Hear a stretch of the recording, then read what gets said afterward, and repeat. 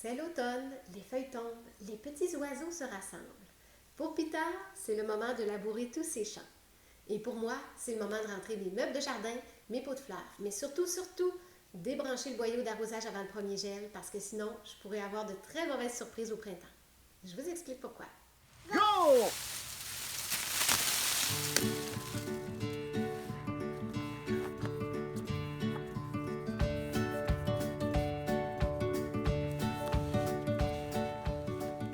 Quand le froid s'installe, c'est facile de rester à l'intérieur, d'étirer le café du matin, de se prendre une petite doudou, de rester sur le divan. Et puis là, on procrastine nos corvées d'automne. Je ferai ça en fin de semaine prochaine. Il annonce plus beau. Aujourd'hui, il bruine, il fait froid. Oh, j'ai envie de rester en dedans. Votre boyau d'arrosage, lui, il ne peut pas attendre. Et pour vous expliquer les conséquences de ne pas aller le débrancher avant le premier gel, eh bien, je vous ai fait un petit dessin parce que malheureusement, je ne suis pas très douée avec les logiciels d'animation. Alors, c'est rempli de bonnes intentions que je vous explique mon petit croquis.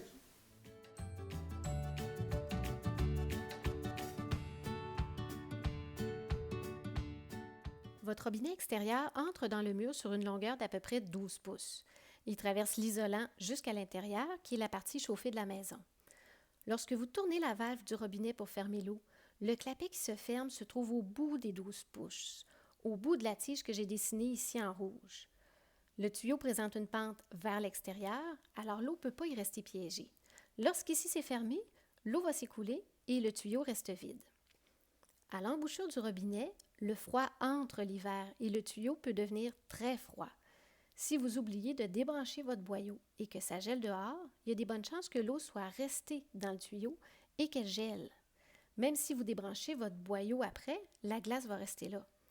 Je ne vous apprends rien en disant que la glace prend plus de place que l'eau, alors la glace va faire éclater votre tuyau à l'intérieur du mur. C'est généralement au printemps, lorsque vous allez réouvrir le robinet et que la glace va avoir fondu, que l'eau va commencer à s'infiltrer à travers la brèche provoquée par la glace. L'eau va s'écouler dans votre mur et là, vous avez un problème. Si vous avez fait faire votre vêtement par quelqu'un de non expérimenté, méfiez-vous, parce qu'il pourrait arriver que les gens qui ont posé le revêtement, pour vouloir bien arriver en deux planches, ils aient forcé le robinet par en haut. Et donc, vous n'avez plus la pente descendante dont vous avez besoin et l'eau va rester accumulée dans le tuyau. Alors, c'est sûr qu'au printemps, vous allez avoir des problèmes et fort probablement un bris et une infiltration.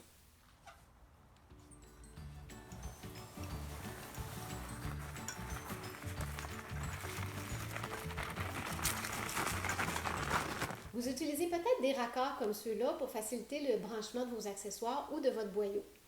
Normalement, c'est la partie ici qu'on va venir mettre sur le robinet. Et si vous l'oubliez à l'automne, c'est pas grave parce qu'elle ne bloque pas l'écoulement de l'eau. Et donc, elle ne provoquera pas de la formation de la glace et il n'y a pas de risque en la laissant pendant l'hiver. Par contre, mettons que vous avez inversé les gugus et au lieu de mettre celle-ci sur le robinet, vous avez placé quelque chose comme ça.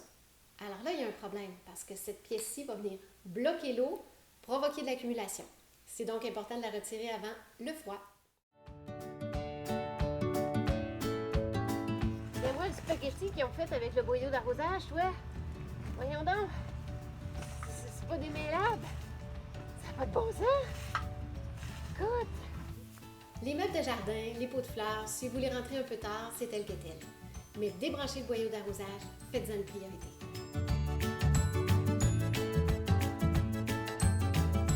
Et on dit... Appelez vos assurances. Non! Non, ok, c'est pas ça. Qu'est-ce qu'on dit? On dit... Catastrophe! On dit bonjour les dégâts!